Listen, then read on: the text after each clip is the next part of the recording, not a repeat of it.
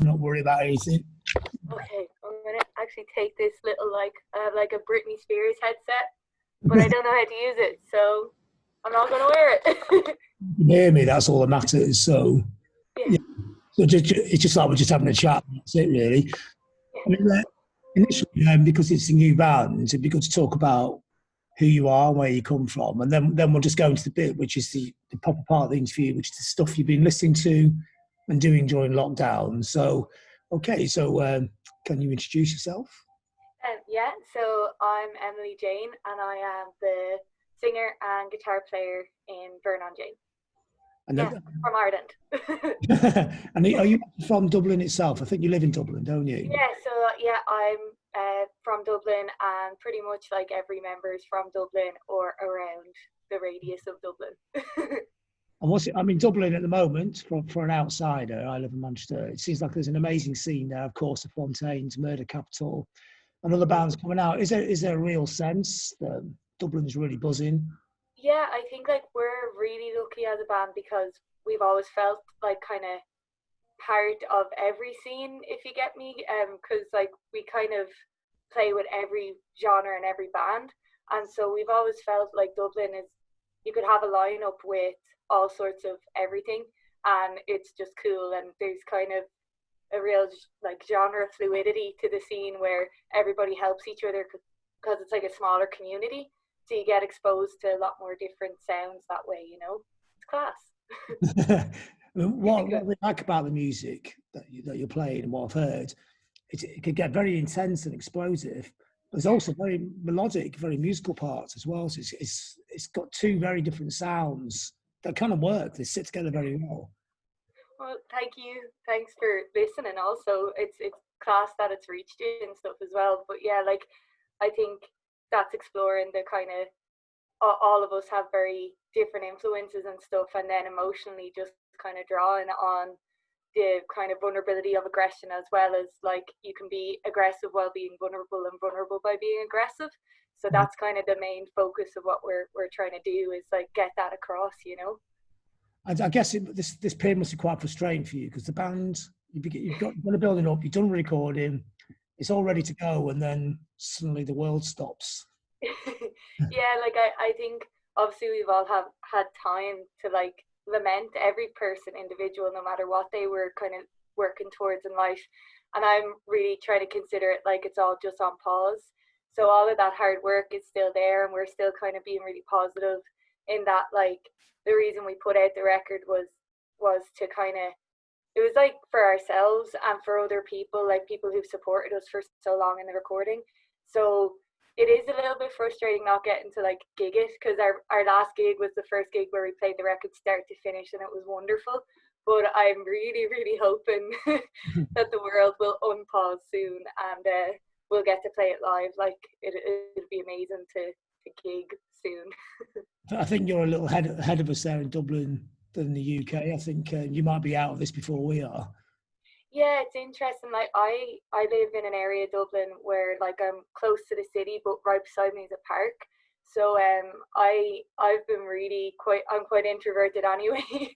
So I've been keeping to myself a lot during all of this. So yeah, like I think it's just about taking the slow steps back, and hopefully the UK will be okay too. It'll be, I'm sure, like, yeah, like I don't know what's gonna happen, even though it feels really strange that restrictions are being lifted in Ireland, because we're all so kind of nervous as well. We're like, is it really okay? Can we really see Yeah, each other?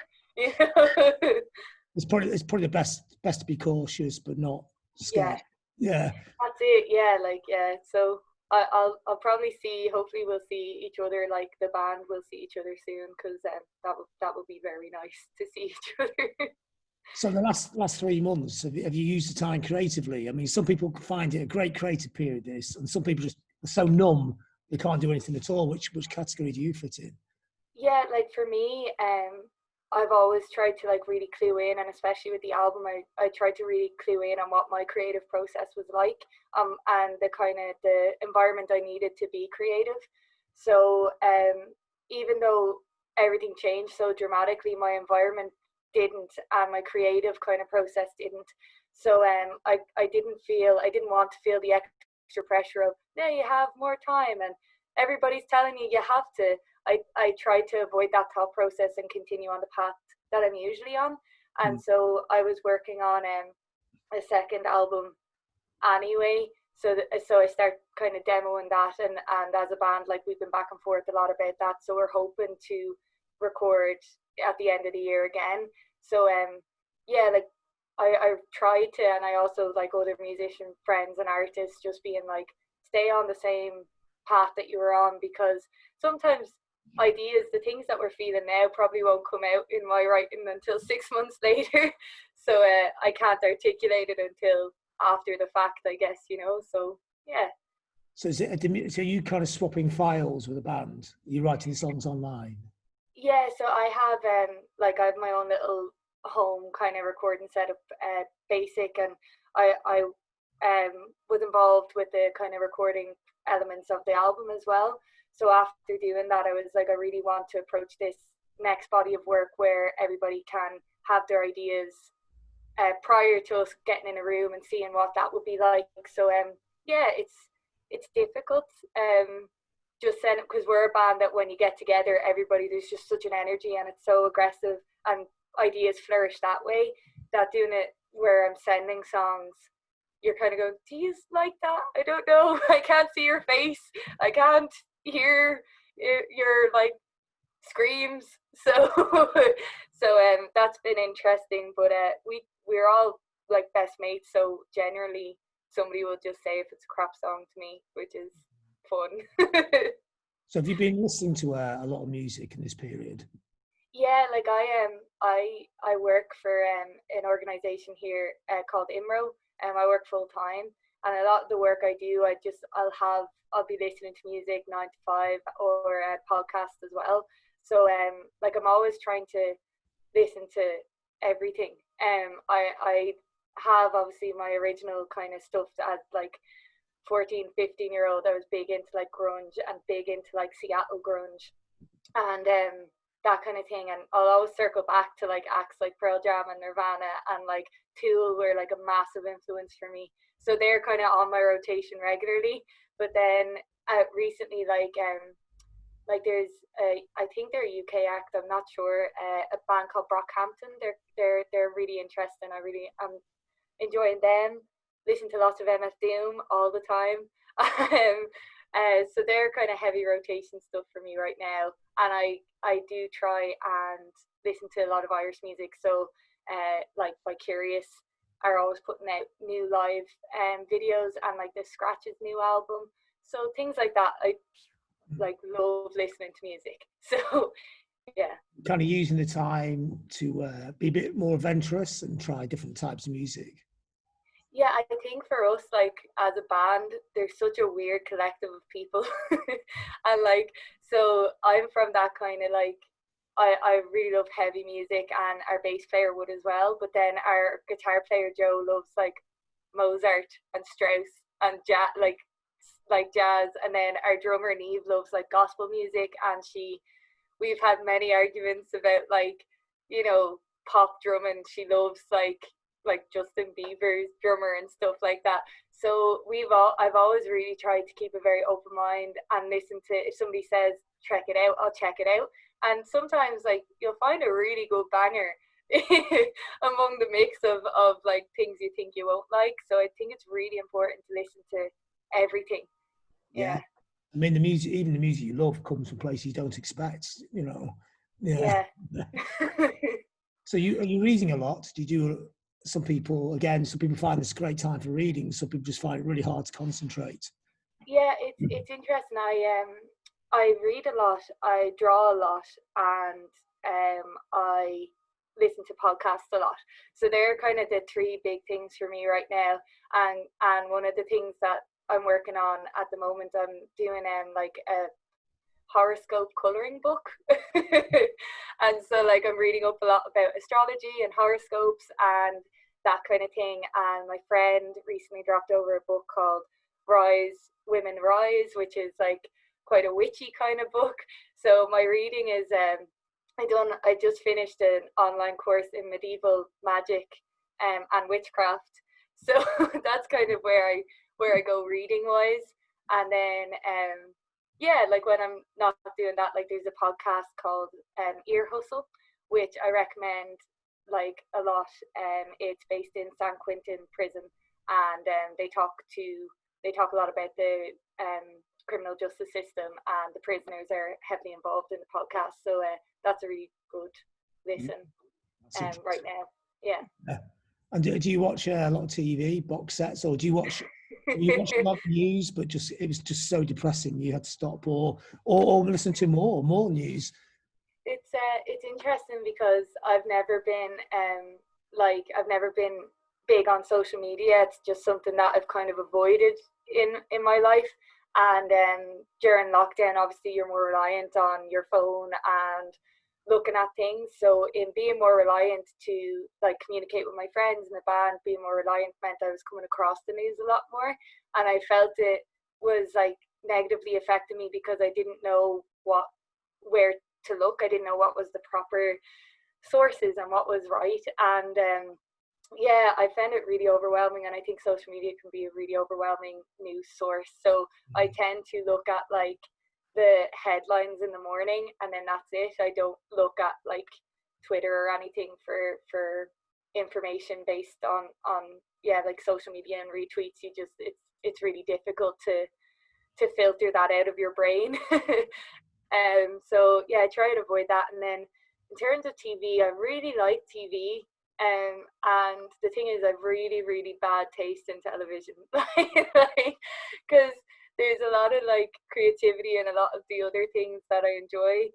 That when I watch TV, I watch like bad TV, like HBO, like Law and Order shows, and like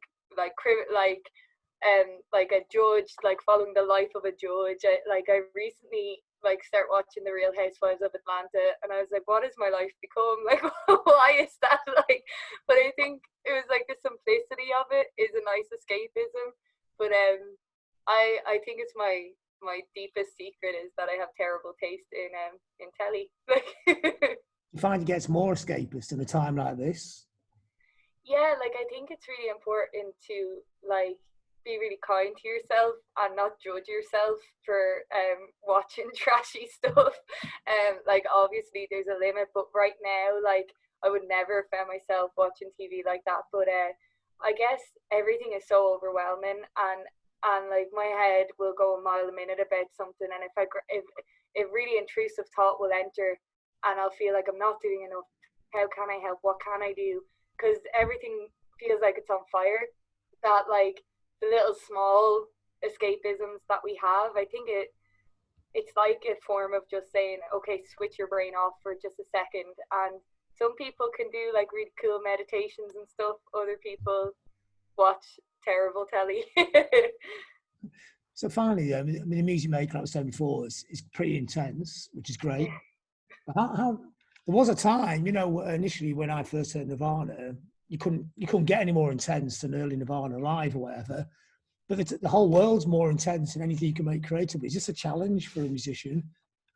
I think like the intensity of our music was a really kind of accidental thing, because like personally, like as a group of people, we're all pretty like, yeah, cool, whatever, and we're quite non-confrontational as a group of people, and myself personally, like with the album, a lot of like my heart and soul went into the album, and a lot of what came out was like the things I couldn't talk about, and the things I had a lot of walls up against. And like our band, like Vernon Jane, became this really safe place to be confrontational and be aggressive and have no judgment for it. Because right now there's a lot of like, and like that, with Nirvana, there was such an audience for the voiceless. And I think like that's a very interesting thing, because we're not supposed to feel angry, and we're not supposed to feel like aggressive, and we're not supposed to feel upset. And I guess because we have all known each other so well, we all feel those things. It's not safe to express them. So Vernon Jane became this like, let's just fucking turn everything up to like 11 and like there's no judgment in anything I've ever said or brought to the band. and I think it's a release for all of us. And I think that release then in our shows and stuff, people feel that and want to feel it. It's like an undescribable, like, what are we mad about? What's wrong?